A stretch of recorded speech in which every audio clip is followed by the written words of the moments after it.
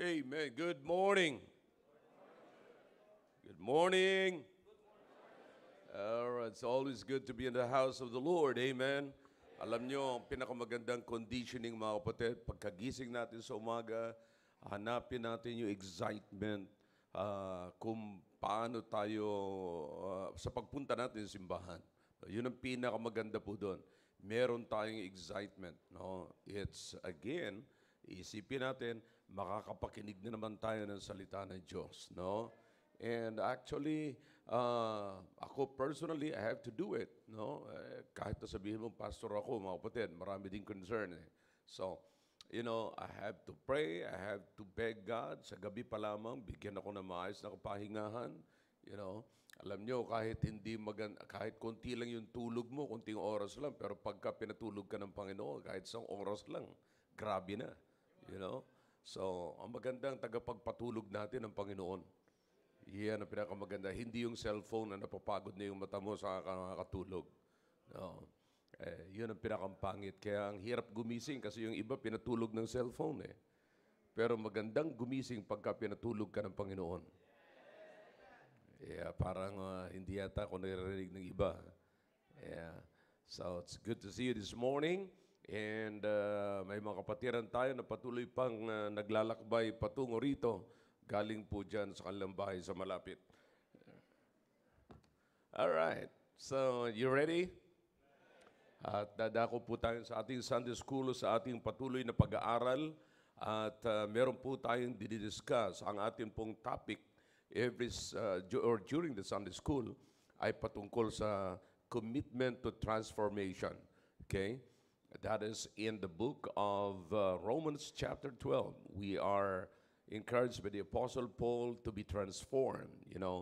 Yan ang kailangan po natin. Let's go to that passage again. Let's visit that passage and then we will turn our Bibles in the book of Proverbs chapter 18.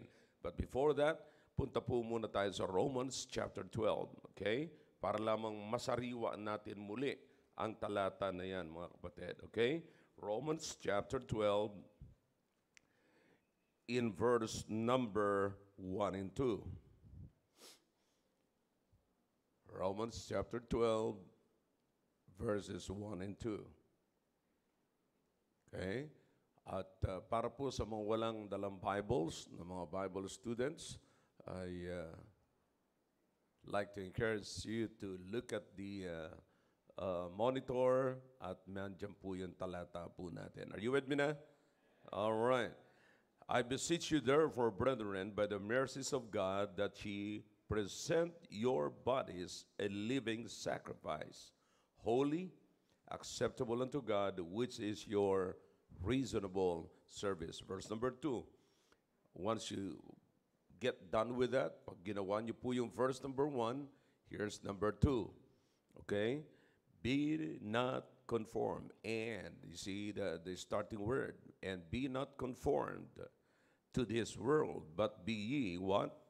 Transformed by the renewing of your mind, that ye may prove what is that good and acceptable and perfect will of God. Now, iyan po ang pinakang-base natin sa ating topic every Sunday in our Sunday School. It's about commitment to transformation. Okay? But particularly, natapos po natin yung patungkol sa transformation or mindset about money. Now, ang tinatalakay na po natin, yung mindset natin patungkol sa words. Kasi ang binabanggit ko po mga kapatid ay yung dalawang bagay. Ito yung pangalawang bagay na pinagkakaguluhan o nagiging problema sa loob ng tahanan po natin. Pag may problema ka sa pera at nagpadala ka sa pera, maaapektuhan ng pera ang iyong pananalita. Somebody must witness. Yeah. See, huwag tayo kunwari mga kapatid. This is practical, I'm not saying saying any new thing here, mga kapatid. Hindi po ito bago. Hindi ito bago. Alam po natin yan na pag meron tayong problema sa pera, I'm telling you, magbabanggit tayo ng mga salita na hindi na maganda. Ikaw kasi waldas ka. Ikaw kasi kung saan mo dinadala yung pera mo, kung sino-sino binibigyan. So, naunawaan nyo, kaya inayos ko muna yung pera kasi pag maayos yung pera, medyo, alam nyo naman, Pag hawak niyo yung ATM, magandang pananalita, you know. Pagka medyo may kailangan ka at pera, kailangan mo may ngiti, you know, nakakangiti na maayos. Pero pagka naibigay na, grabe na busangot na uli, mga kapatid. No? Mas pangit pa sa daga. All right, let's go to the book of Proverbs, chapter 18. Okay? Proverbs, chapter 18.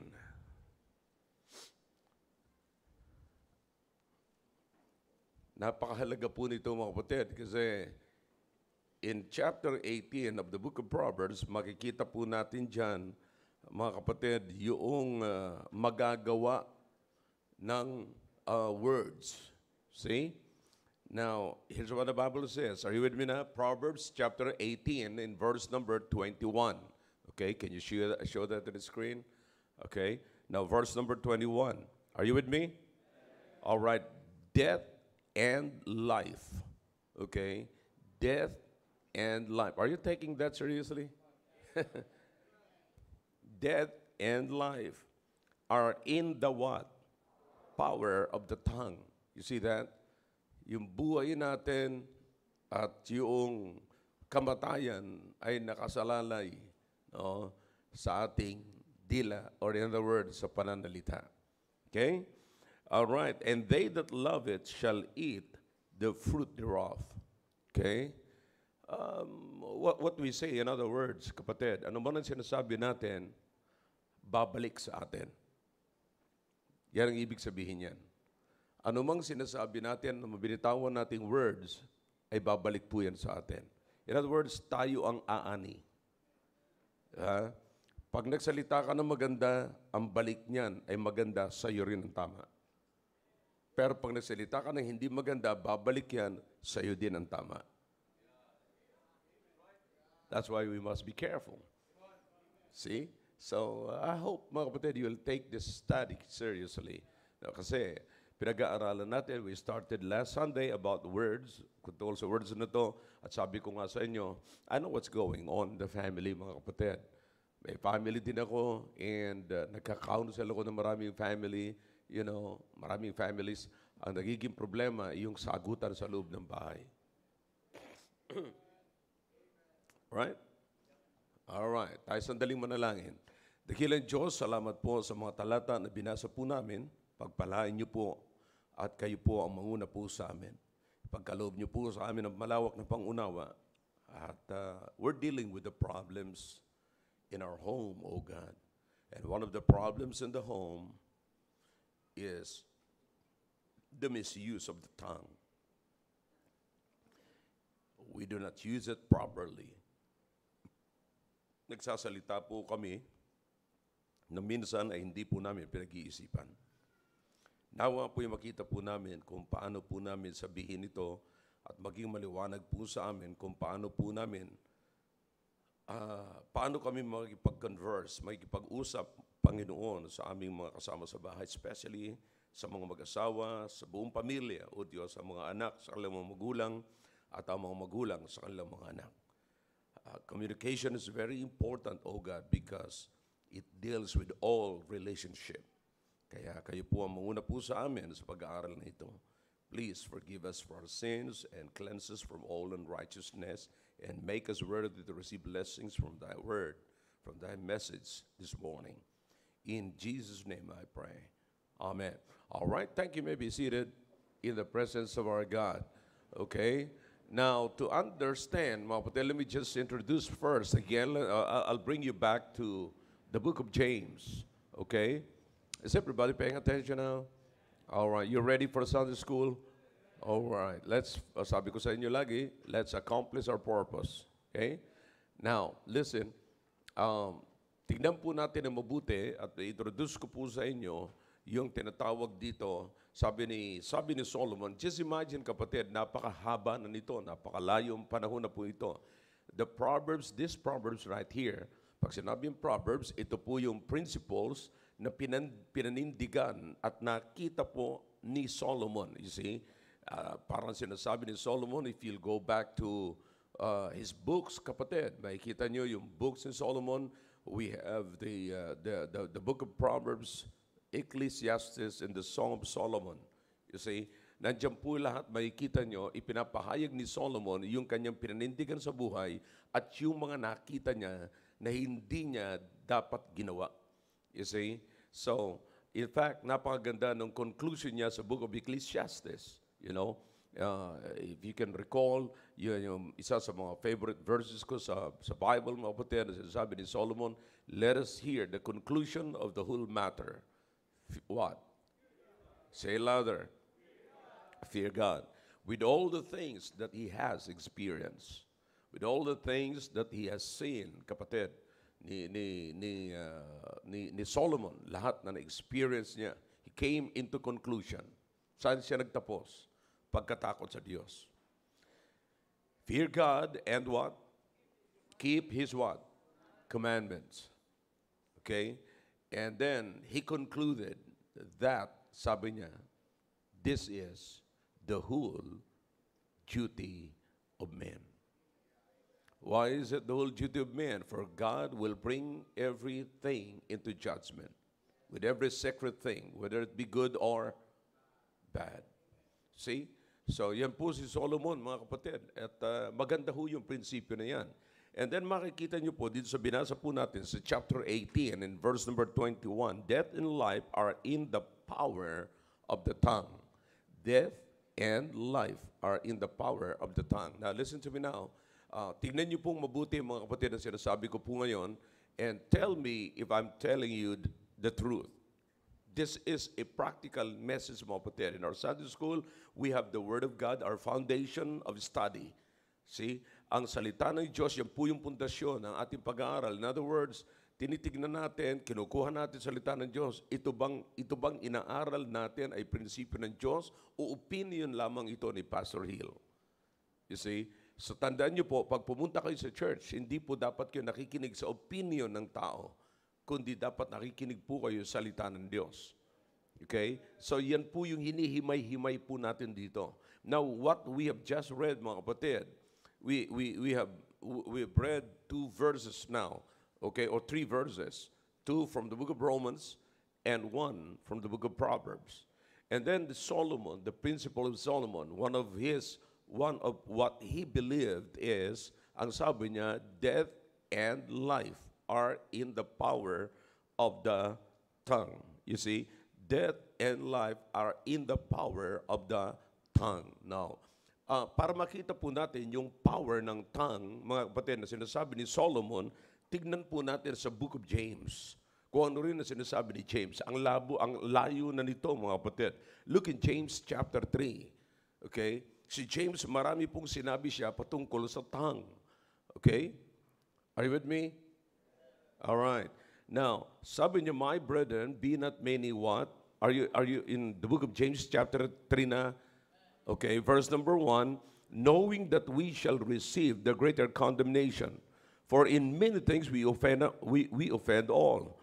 If any man offended not in word, this same is a perfect man and able also to bridle the whole body. You see? So makikita nyo, kayang makokontrol. If you can control the tongue, you can control your whole body. Just imagine kung gaano ka-powerful to, mga kapatid. If you can control your tongue, you can control your whole life. The whole of you. Not just a part of you. Di ba? Kaya mo pala, matindi pala, no? Pagka hindi mo na-control yung dila mo, hindi mo rin makukontrol ang buhay mo. And tama lang yung sinasabi ni Solomon. Ang sabi ni Solomon, death and life. Are you with me? Are you... you know, some of you ay nasa imagination pa kayo ng dream ninyo last night. Yeah. Or, yung hindi nyo pagkakasundo sa loob ng tahanan ninyo at bago kayo pumunta sa church, meron pa kayong argumento na hindi natatapos, mga kapatid, na misis ninyo. So, nandoon pa yung isip nyo, naka-align pa ho dun eh. You know? Kaya nga itong dinidiscuss natin, kasi ito po yung problema eh. You see? Ang problema nyo minsan, mga kapatid, ay 1,000 lamang, pero ginawang 10,000 ng dila ninyo. In other words, Kunti lang yung problema, pero pinalaki ng dila. Ano, tama na, mga puti. It's lang ako. Let's face the reality. Sabi ko sa inyo, this is practical. Are you with me? Practical po ito, kapatid. Kunti lang yung diferensya sa ano natin. Pero pinahaba na. Pwede naman tapusin sa bahay. Pero dito, tinan mo, nasa simbahan na kayo, hindi pa kayo natitinginan. So you understand? Pinahaba ho ng dila. So, tingnan nyo kung paano mag-control ng dila, mga kapatid. Sabi ko sa inyo kanina, sabi ni James, if you cannot control your tongue, you cannot control your life. You cannot control your body. See that? If you cannot control your tongue, you cannot control your fist. Di ba? So, yan yung mga kapatid. Tapos panindigan mo yung talata na violence shall cover the mouth of the wicked. You know? So, hindi gano'n. Look, here's what the Bible says. Gusto ko mong makita nyo kung gaano kagrabe, ka-powerful ang tongue. Okay? Look at verse number 3.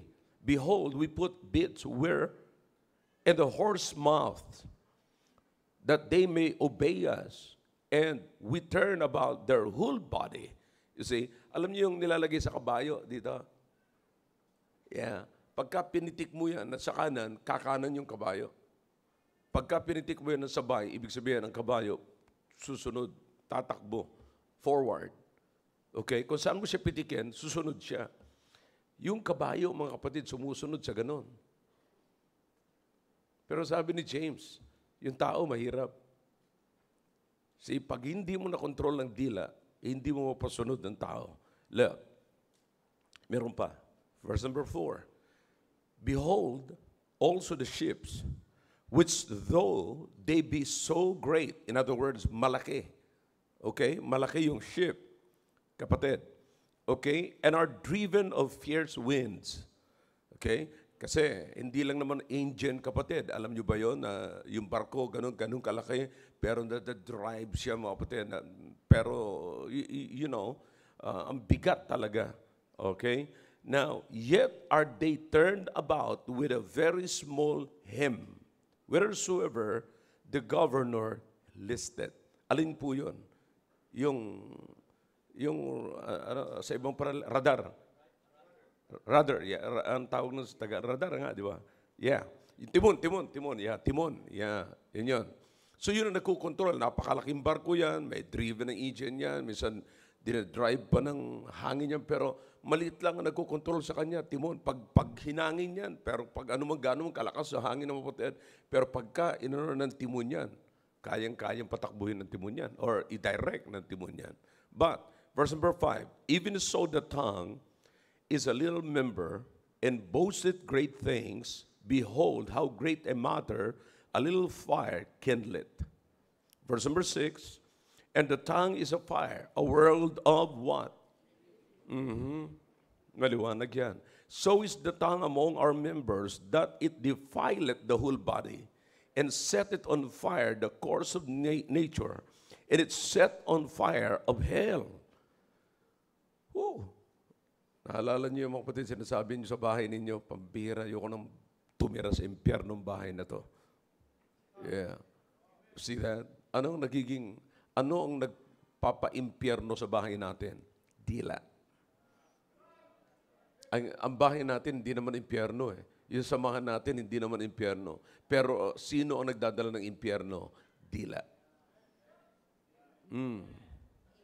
Yeah. Lakasan niyo po ang amen ninyo. Yeah. Pero yung amen. Yeah. Hindi yung amen. Okay. All right. Are you with me? 7 now. For every kind of beast and birds and of serpents and of things in the sea is what? Tamed. Okay? And hath been tamed of mankind. Yung mga hayop, matitinding hayop na titame, na mamanso. Kung sa Bicol, manso ang tawag dun eh. Naaayos, napapabait. You see? Pero, yeah, tama, napapaamo. Good, thank you. All right? And then, sabi ng Biblia, Verse number 8, but the tongue can no man tame. You see, yung mga babangis na hayop, yung matitinding hayop, napapaamo, kapatid, ng tao. Pero yung dila niya mismo, hindi niya kayang mapaamo.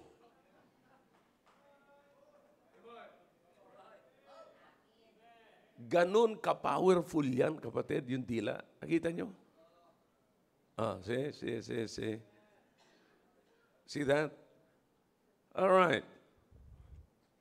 Okay? Nasundan niyo, kapatid? All right. Tuloy natin yung verse number 8. May mas matindi pa eh. It is what? An unruly. In other words, hindi kayang kontrolin na masama. Full of. Alright. Di ba? Kabubuga mo lang ng poison kagabi sa asawa mo. Ngayong gabi, ngayong umaga, ganun din. When was the last time, honestly, mga kapatid, nagbuga tayo ng poison sa kapwa natin? So sad, di ba? Alright? Now, sinasabi ko lang sa inyo, hindi pa tayo nagsisimula. Ipinapakita ko lamang sa inyo, kapatid, yung power ng tongue. Grabe yung power kasi poisonous. See? 9. Therewith, what? Bless we God, even the Father. And therewith curse we men, which are made after the similitude of God.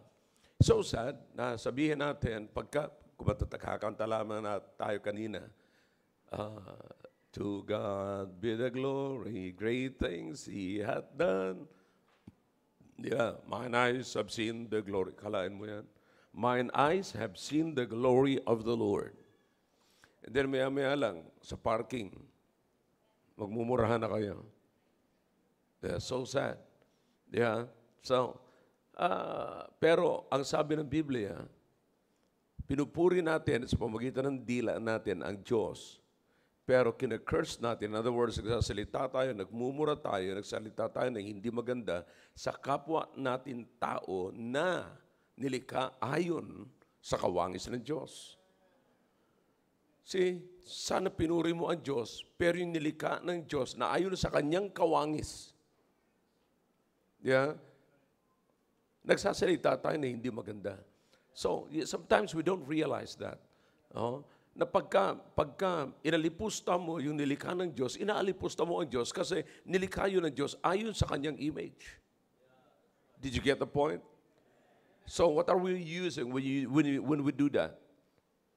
Tongue. That's the power of the tongue. We bless God and we curse the creation of God. Okay? That's the tongue. Okay? Let's keep going. Out of the same mouth, what? Proceeded blessing and cursing. See? Mula sa bibig na yan, kapatid, lumalabas ang blessing and cursing. Alright? Ipinapakita lamang ni James yung mga bagay na yun. And then he came into conclusion, and sabi niya, ituloy mo yung talata, my brethren, what? These things ought not so to be. Do you believe that? Etong mga bagay na ito, hindi dapat mangyari, sabi ni James. You see? So, makikita natin yung power ng words, mga kapatid. So, from the very beginning, makikita natin na even God, yung power ng word, mga kapatid, yung kanyang panalita, ginamit niya sa maganda. Listen to what the Bible says in the book of Genesis, chapter 1. Diba? In the beginning, God, what? Created it. Anong ginamit niya? Magkaroon ng langit at lupa. Magkaroon ng maghiwalay. Inayos niya. It's all words. You see, it's in other words. In other words, mga kapatid, if we will follow the instruction of God, if we will follow on how God used the words, kapatid, we can create a good atmosphere. That's what we need in our homes. Yan ang kailangan po natin sa mga tahanan po natin. Yan kailangan natin sa ating pamilya, mga kapatid. Mag-create tayo ng magandang spirit. Because in the very first place, mga kapatid, when God spoke the words, He created something. He created things that we need. He created places that we need. So do you understand? Listen, minsan sasabihin natin, pambihira, hindi yata maganda ang hangin dito sa bahay ko ngayong umaga eh. Bakit hindi maganda ang hangin? Kasi hindi ka nag-create. Pero, you can use words. You can use your tongue. You see, pwede natin gamitin, kapatid, yung ating dila para makapag-create tayo ng magandang atmosphere sa loob ng tahanan natin. Very simple. Very simple. Kung ginamit ng Diyos yung words to create something, you can also use your tongue, your words, to create something within the family. How about asking the people in the home to pray before anything else? Bago mo gawin ang isang bagay, mga kapatid, bago magsimula ang araw, kung ikaw man ay na-late nagising, all right, you can still ask God. You can still ask everyone in the home, all right, let's pray. Kasi sabi ko nga sa inyo, mga kapatid, yan ang mga simpleng nakakalimutan natin. May mga lalaki, may mga asawang lalaki na ayaw nyo mag-isip ang mga asawa nyong babae. Pero alam nyo namang nag-iisip sila, bakit hindi kayo muna manalangin at sabihin nyo, bago kayo umalis ng bahay Panginoon, gwardyahan nyo po ang dila ng... Huwag ka na magmumura sa panalangin, mga kapatid. Kontrolin nyo po ang dila niya, kontrolin nyo po ang reins niya, ang kanyang pag-iisip, ang kanyang mind. Okay, para pag umalis ako, hindi po siya tatawag sa kanyang mga kumare. Somebody talk to me. Yeah. Hindi po siya tatawag sa kanyang kung sino-sino at magchichismisan sila at pagdating ko, yung kanyang pinagchismisan, ini-imagine niyang ako yun. Yeah. You see, may mga kasama siya sa kanyang club, the Devil's Club, and so Panginoon, kontrolin niyo po ang kanyang pag-iisip para makontrol niya ang kanyang dila. Kaya naman, pag uwi mo, pagod na pagod ka sa trabaho, umaasa ka na pupunasan ka, tatanggalan ka ng medyas, ilalagay sa basurahan, sa mga labahan, yung iyong damit, and then bibigyan ka ng bagong damit, present. I don't know kung mayroon pang gumagawang asawa ngayon dyan.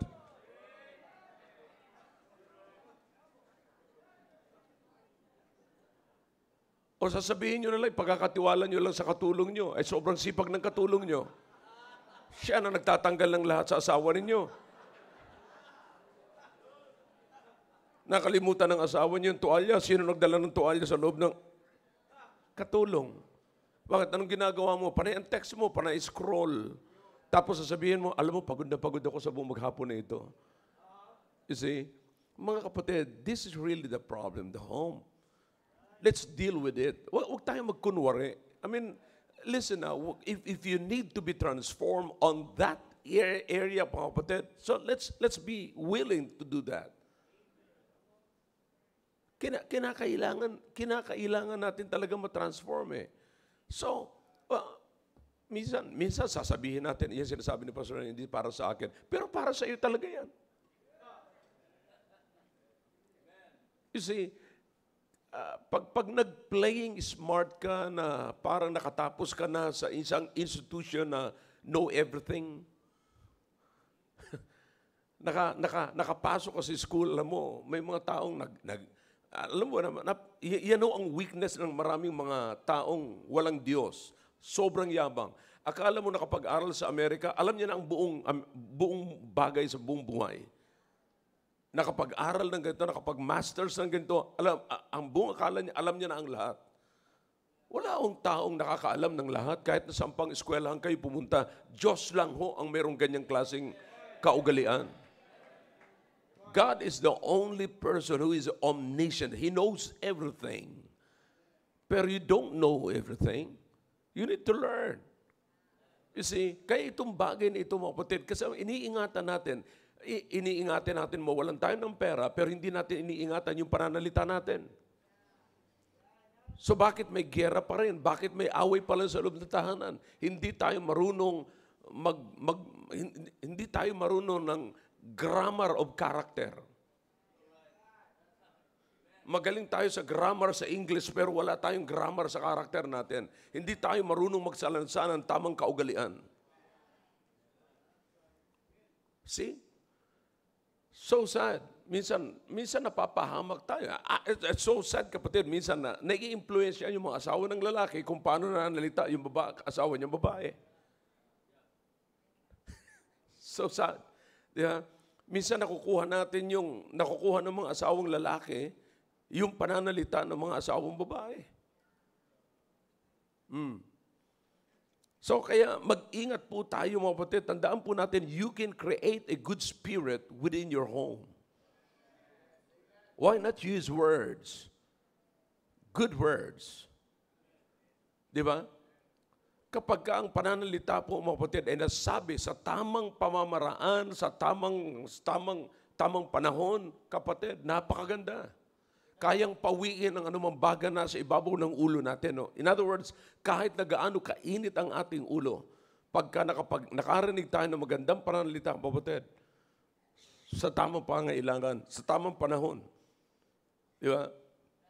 Ako naniniwala na bawat sa atin may kakayanan magsalita. Hindi mo na kinakailangan pumunta pa ng universities or mga sikat na eskwelahan para mag-aral kung paano ka magsalita. No. Sometimes yung pananalita kasi natin mga kapatid, nai-impluensyahan tayo ng mga pinag-aralan natin sa labas. You see? Nai-impluensyahan tayo ng mga position natin. Nai-impluensyahan tayo ng ating possession. You see?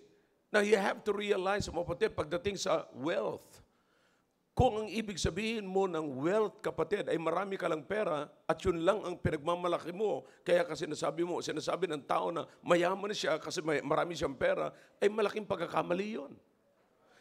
Dapat mayaman ka rin sa kalusugan kasi saan mo gagamitin yung kayamanan mong pera kung wala kang kalusugan? Ay di puro hospital lang yun. Katulad ng ginagawa nyo ngayon, kulang-kulang ang sweldo ninyo, laki ng sweldo ng asawa ninyo, pero nakababaon pa rin kayo sa utang. Bakit? Pambili ng mga antay. Akalain mo, pinakang suma total niya, mag-antay-antay. Grabe na, may antibiotic ka na, anti-asthma, anti-allergy, puro antay. So, sapagkat puro antay, ano lang inaantay mo? Hindi kagalingan. Kamatayan. You see? So, my brother, what I'm trying to point out, mga kapatid, is this. Huwag tayong magmalaki because we have money. Huwag natin sabihin na mayaman tayo sapagkat meron tayong malaking pera. Ang pinakamaganda, mayaman ka rin sa panahon. See, mayaman ka, marami kang pera, pero wala ka ng panahon sa pamilya mo, wala ka ng panahon sa asawa mo, wala ka ng panahon sa Diyos. Pero pagka mayaman ka, marami kang pera, may panahon ka pa rin sa Diyos, may panahon ka pa rin sa asawa mo, may panahon ka pa rin sa pamilya mo. Mayaman ka pa rin sa panahon. Mayaman ka pa rin sa kalusugan. Mayaman ka pa rin sa mga kaibigan. Hindi yung mayaman ka sa pera, marami kang pera, pero wala ka ng ibang kaibigan. Bakit? Iniisip mo, bawat lapit ng tao sa iyo, mangungutang. Di ba? Yan ang problema. So, yung mga bagay na yan, dapat nating higit sa lahat, mayaman tayo sa spiritual. Diyan mo may enjoy. Kaya yung iba, marami lang silang pera, pero hindi nag-i-enjoy ng buhay. Buong akala nila, pag may malaki silang pera, mag-i-enjoy na sila. Pero hindi ho yun. Hindi ho yun. Kaya makita nyo, ang dami-daming pera, pero bihira mo makita nakangiti. Kasi pag may palapit na tao, nagsasalpukan yung mata, yung kilay niya, nagsasalpukan. Ano na naman kayo sa dyan ito? Mangungutang na naman to. Mamaya, bubula-bulahin lang ako, tapos mamaya, mangungutang pala. Yeah. So, ganun na lahat, mga kapatid, ang nangyayari. But you know what? See, This is the very thing, kapatid. You have to be careful with your tongue. Diyan po tayo nagsisimula, kapatid. Kaya binabanggit ko ang mga bagay nito kasi ito yung bumubura lahat ng dapat nating enjoy sa buhay po natin. Tongue is very powerful. So again, why don't you try to create, kapatid, listen, create a good spirit. If God, from the very beginning, kapatid, imagine that you go to the book of the beginning. What is that? What is the book of the beginning? Genesis. And when you go to the book of Genesis, kapatid, makikita mo how God created the world, how God created the heaven and the earth. You see? It's all by words. So in other words, the words, pwedeng gamitin sa creation. So anong naiisip mo ngayon pag uwi mo ngayon? Di ba? All right. Now, yung dati, kapatid, listen now. Here's the truth. Di ba? Ito ang totoo niyan. Pagka ang asawa mo, pagdating mo, ang ganda ng words, kumain ka na ba? Sabi niya, ay, oo. Sige, takpan ko na lang yung niluto ko. Pakain ko na lang sa pusa yan. Nung una, ang ganda-ganda ng words mo, so hindi mo alam, after that, nagki-create ka na uli ng commotion. Nagki-create ka na uli ng hindi magandang attitude, ng magandang atmosphere. You see that? So, realize that. I mean, I want you to wake up and consider what I'm saying right now. Kasi yan ang nangyayari sa bahay, kapatid eh. I mean, hindi lamang po babae yung sinasabi ko, lalaki rin. Sabi ko nga sa inyo, may mga lalaki, asawang lalaki na mas madaldal pa kaysa asawang babae. Mabuti sana kung maayos ang kanyang dinadaldal. Kung kanyang dinadaldal, mga kapatid, ay hindi rin naman maganda. Nagki-create. Now, listen to me now. Here's the good thing. Okay? Ito yung dapat nating titignan, mga kapatid.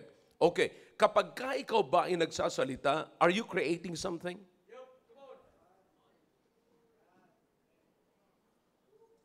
Hindi pagkatapos mo magsalita, pagkatapos mo nag-aaway na kayo at hindi na kayo nagkakaintindihan, tapos iniwanan ka ng asawa mo, umalis muna kasi naaburido na sa mga sinasabi mo eh. Tapos saka mo sasabihin, what have I done? Anong anyari? Di ba? Yan ang pinakampangit po doon, mga kapatid. Saka ka magsisisi kung ano nangyari pagkatapos magsalita ng hindi na maganda. Tandaan mo, pag meron kang nakikita hindi maganda sa loob ng bahay, ano sabihin mo sa sarili mo? I'll create something. How will you create something? Not by your hands, but by your tongue. You see? Words. Magsalita ka ng maayos, then you're creating a good spirit, a good atmosphere in the home. Remember, words can build up and tear down. Pwede ka mag-build, kapatid. Kaya sabi ni Solomon dito, death is in the power of your tongue. You can kill something. You can kill a relationship. Yeah? You can destroy a relationship. Or you can build a good relationship. Remember, sinasabi ko sa inyo, kapatid, create something. When you say something, be sure that you're creating something. Hindi ka nagki-create ng gulo. Pastor, nagki-create naman ako eh. Gulo nga. Pero pagka nagsasalita ka, anong kini-create mo? Gulo or good spirit? Are you building or are you tearing down? Hello, mic test. Ang aga yata. Sunday school to, mga kapatid. Alright, ipinapakita ko sa inyo kung saan tayo dapat mag-transform. Baguhin na natin. Kapatid, okay ba itong pinag-uusapan natin? Kayong mga nasa likod, na-okayhan ba kayo? O na-o-o-ahan kayo? Kayo nasa taas. Yeah. Just imagine, kapatid, it doesn't matter who you are. It doesn't matter whether you are the head of the home, ikaw yung tatay, ikaw yung nanay, ikaw yung anak. It doesn't matter. Basta't ang pinakamagandang punto rito, mga kapatid, is that I must create something. And I am creating something. Okay? Now, ngayong nagki-create ako, anong ginagawa ko ngayon? Ngayon nagki-create ako. Anong kini-create ko ngayon? Okay? My goal is to build up, not to tear down.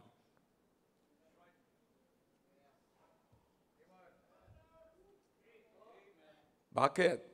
Listen, sabi ni Solomon, death is in the power of your tongue. But life also is in the power of your tongue. Huh? So which one? Alin doon ang pipiliin mo, kapatid? Death or life? Alin doon ang para? Listen. Alin doon ang para sa pamilya mo? Kung bibigyan ka ng Panginoon ng panahon para regaluhan yung asawa mo, alin ang ireregalo mo sa asawa mo? If speech, yung pananalita is a gift, ano ang magandang ireregalo mo sa iyong asawa? Is it the death? Or it's in the power of your tongue? Alam mo, isa sa mga sinasabi ni Solomon, if it's in the power of your hand, huwag mong ipagkakait yan. Huwag mong ipagkakait. So, kapatid, kung kaya mo namang mag-bless, kung kaya mong i-bless ang asawa mo, kung kaya mong pasayahin ang asawa mo, kung kaya mong pasayahin ang pamilya mo, kung kaya mong pasayahin ang mga magulang mo, say something. Kaya nga dito sa atin, mga kapatid, dito sinasabi, kasi bihira tayo magsabi ng I love you. Pag nagsabi tayo ng I love you, kukulayan ka agad natin ng kung ano-ano. Pangingilabutan ka na pangit yung balahibo mo sa tainga mo, nagtatayuan. You know, kapatid, because we're not used to it eh. Pero kung tutusin, dapat mong sabihin yan. Yeah, dapat mong sabihin yan. Minsan, kaya nahihiya tayo ng ganyan kasi, mga kapatid, kinukulayan natin eh. You see, now, sino sa mga anak nagsasabing, I love you, Papa. I love you, Mama. Thank you po. Sabi ko nga sa inyo, yung mag-ano ka lang ng breakfast, handaan ka ng magulang mo ng breakfast. That's something. Sino sa mga anak dito nagsabi, salamat po sa breakfast. Ako na po ang maghuhugas, wag na po kayo. What are you doing, young people? Come on. You are creating a good spirit in the home. Hindi yung kapatid, binigyan na kayo dyan ng pagkain, nakasimangot pa kayo sa... In the name of Jesus. Alam mo, nakahain? Ham. Sausage. Gatas. Rice. Tapos sa harapan, nakasimangot pa. Sabi mo, alam mo, buwisit, baby, you know, sa halip na, wow, paggising mo sa umaga, nandun na kaagad yun sa table mo, sabihin mo, wow, Mom, ang saya-saya.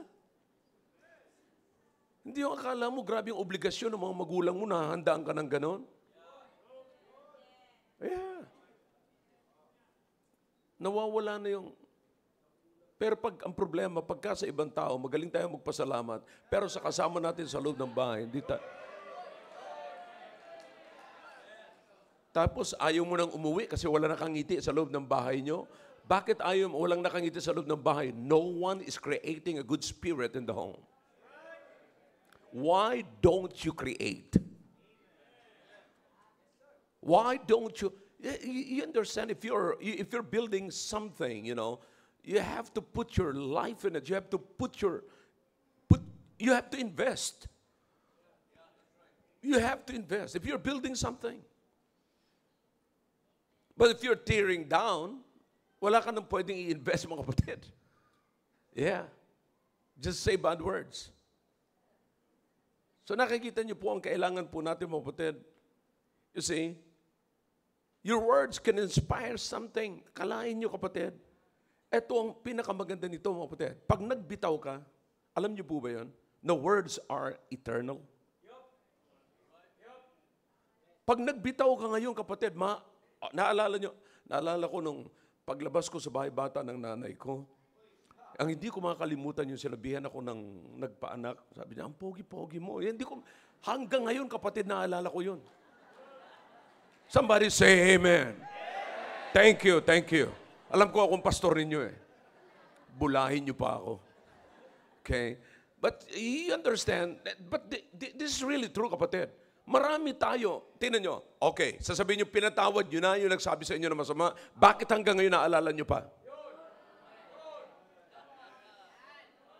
Bakit meron pa tayong parang nasa business tayo na merong repeat order? Paulit-ulit mo. Pagka nagkamali yung dati mo nang pinatawad, alam mo dati, naalala ko. Pinatawad mo na yan. See that? Pero sabihin mo, naalala mo pa rin. See that?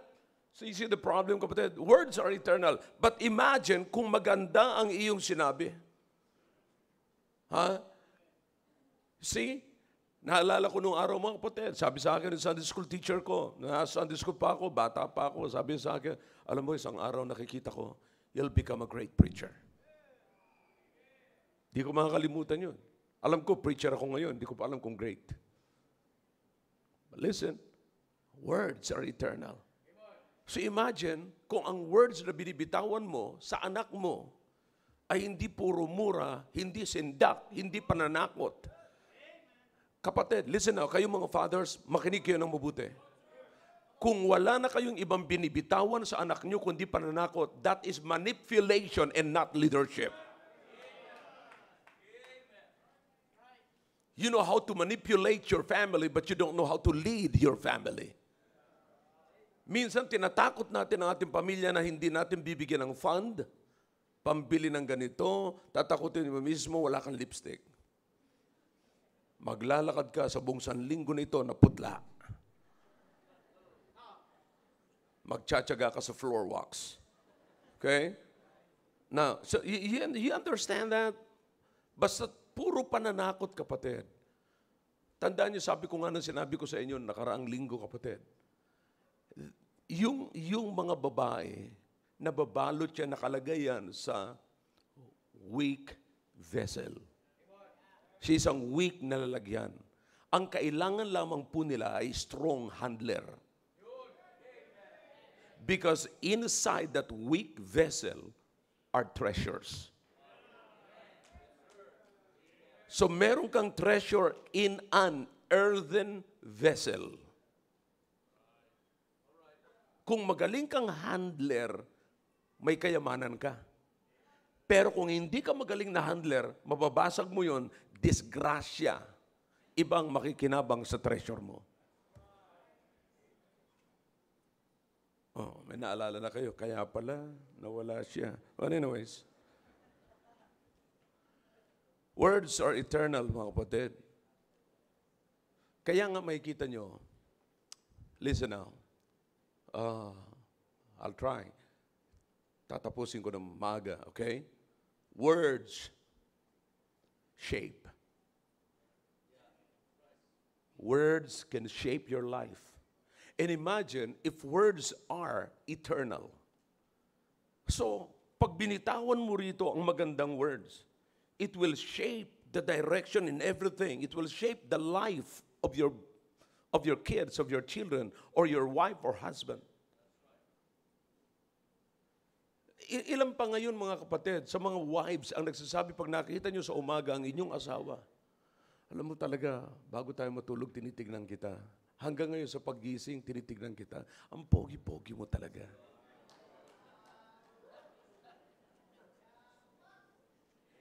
Yeah. Ganun ka rin naman lalaki. Pagkagising ng misis mo, sabihin mo sa kanya, honey, maligo ka muna. Yeah. Ang mga babae, ang dali-dali nilang mag-ayos kasi yung mahaba nilang buhok, tatalian lang yung mga kapatid, parang nagsuklay na rin eh. Yeah. Pero you understand mo, kapatid, sino sa atin, ang iniisip lang natin ng mga ganyan, pag sinabihan tayo, ang pogi po, bulahin mo pa ako. Hindi, kasalip nung sabing, oh, thank you, ha? Na-appreciate ko yan. See? Pero alam mo naman sa sarili mo na hindi ka talaga yun. But, let's be honest. So, you understand mo, but pagka sinasabihan kang gano'n, magpasalamat ka kaysa sabihin mo, oh, nambobola ka lang, may hingin ka na naman kasi. Words. You're not creating something. You're not building something. Listen, but if kaya sinasabi ko, tinuruan ko yung mga dalagat binata, nandun kami.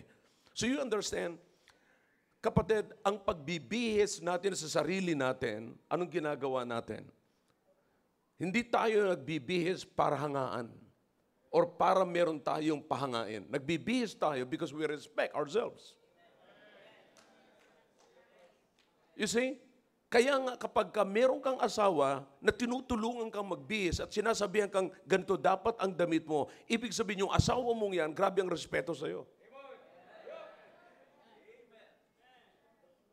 Kakampi niyo ba ako ngayon, kayo mga babae? Kasi ganyan sinasabi niyo, huwag mo suotin yan. O kaya ganyan gusto mo suotin yan kasi gusto mo na ipakita katawan mo, no? No? Listen, every time nasasabihan kayo ng asawa ninyo, na ganito ang bihis ninyo, tandaan nyo, mahal kayo ng asawa nyo yan at may respeto yan sa iyo. The truth of the matter, it's better to be respected than to be loved. Maraming nagsabing, mahal kita, pero walang respeto. Sabi niya, kaya ko ginagawa yan sa iyo, kasi mahal na mahal kita. Yung pahiya ka, mahal ka. Where's respect? You see? So, you understand that? So, in other words, kapatid, I'm in a point. Ito yung point ko, mga kapatid. Kung nagbitaw ka rito ng magandang words, and your words are eternal. That words, kapatid, nagsishape ng buhay ng tao. So, imagine, habang naglalakad ka sa buong maghapon, sa buong buhay mo, kapatid, naalala mo yung words na yon, sinishape ka. So, in other words, kapatid, if words eternal, walang hanggan na sinishape ka. Walang hanggan na inaayos ka. Ama. See? So, napaka-importante yan. Lastly, tapusin ko lang muna dito. Okay? Are you learning? Best of all, words reflect God's love. Every time na nagsasalita ka, nakikita kaya yung pag-ibig ng Diyos sa pananalita mo. Sometimes, kapatid, not sometimes, many times, na yung mga jealous wives or jealous husbands, pagka sinasabihan ng kanilang wife o ng kanilang husband patungkol sa isang bagay na ito na makikita mo yung concern niya, makikita niyo minamali nila yon. Iti-twist nila yon sa hindi maganda. Pero ang totoo nun, kaya ka pinagsasabihan sapagkat mahal ka. See that? Pero hindi natin na-appreciate yun, mga kapatid, bilang pagmamahal kasi nauunahan tayo na minamanipulate mo na naman ako kasi may gusto kang gawin, gusto kong gawin na ganito, may gusto kang mangyari sa buhay ko kaya ganito. You see? But listen, every time you speak words, kapatid, tandaan niyo po yan, the love of God must be involved. Nandyan dapat lagi yung pagmamahal ng Diyos. Makikita niyo lagi, reflection niya ng pagmamahal ng Diyos. Are you with me? So tatandaan niyo po yung mga kapatid. Imagine pag nakapagbitaw kayo ng salita, habang naglalakad yung tao, namumuhay sa maghapon, yun ang nare-retain sa kanyang isipan, yung sinabi mo. Yun ang nananatili.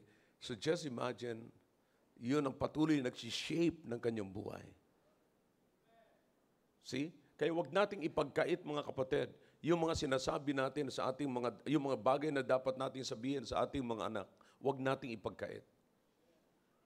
Wag nating i-withhold yung para sa kanila, yung words na para sa kanila. Because the words na ayaw mong bitawan, hindi mo alam pala, it can build the life of your kids.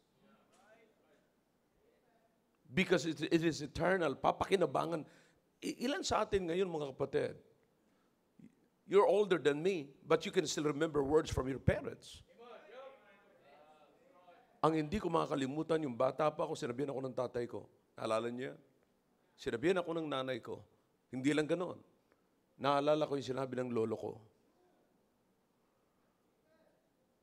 You see? Naalala ko yung sinabi ng lolo ko nung binabantayan niya yung lola ko ng mga anak sa hospital. See? So you understand the saying, mga kapatid? It's because words are eternal and it shapes life.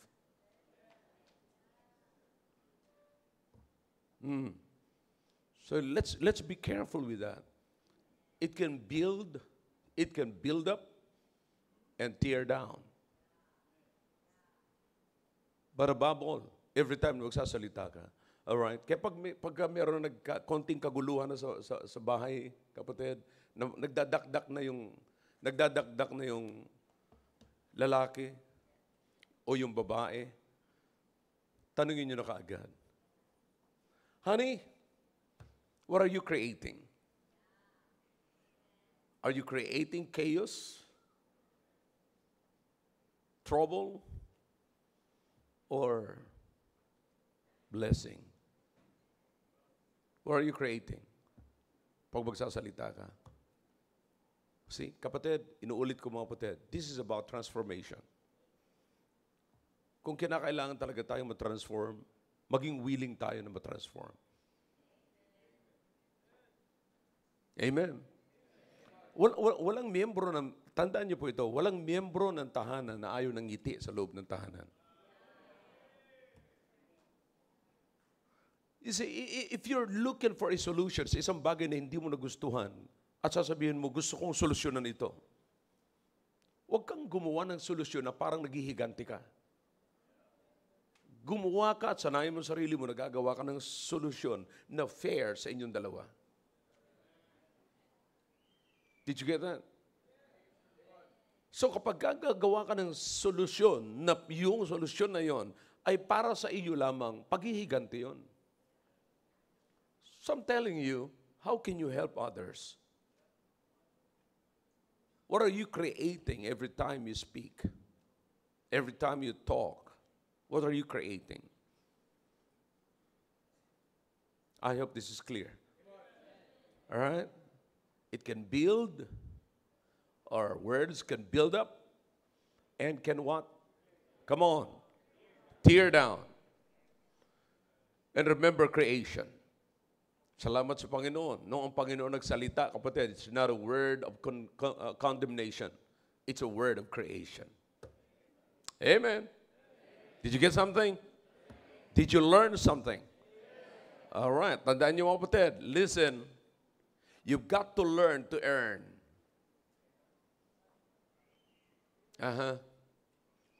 Parang hindi niyo nakuha yun. You've got to learn to earn. No learning, no earning. Wala kayong pakikinabangan sa pagpunta niyo sa simbahan kung hindi kayo matututo. Kung pag-uwi ninyo, ang practice nyo pa rin ay katulad ng dati, sigawan, singhalan, walang blessing, ay wala kayong nakuha. Because you're not willing to be transformed. Okay? Kapatid, nakita nyo, ang kaibahan ng transformation sa conformation, ganito. Alright. Pay attention. I'm done. Okay? Ang pagkakaiba ng conformation sa transformation is this. Pagpunta nyo sa simbahan, ang bait-bait ninyo, pag-uwi nyo ng bahay, salbahe na kayo. That is the difference of conformation and transformation. In that case, there is no transformation but conformation. Bakit? Nagko-conform ka lamang dito, pag uwi mo sa bahay, yun na yung natural mo. Pero kapag ka ang transformation pinag-usapan, kung anong matutunan mo rito, pakikinabangan mo sa bahay mo. Klarado? Shall we all stand? Dakilang Diyos, salamat po sa narinig po namin. Salamat po at pagpalain niyo po ang aming natutunan. Nawa po ito ay magsilbing paalala sa bawat isa na makita po namin ang kagandahan po, Panginoon, ng inyong salita na papakinabangan po namin sa aming pamilya. We really need this, oh God. We really need this. And I've seen the homes, how Satan is tearing down homes, tearing down relationship. Panginoon, naway makita po ng bawat isa ang solusyon na magamutin na po namin ang mga bagay na ito. At hindi na po namin papahintulutan na makita po namin ito sa tahanan po namin. Salamat po sa pagkakataong ito. Ito po ang aming dalangin at pagpalain niyo po ang mga susunod pa po namin maririnig at masasaksiyan sa pananambahang ito. Sa pangalan po ni Jesus. Amen. All right, remain standing please. And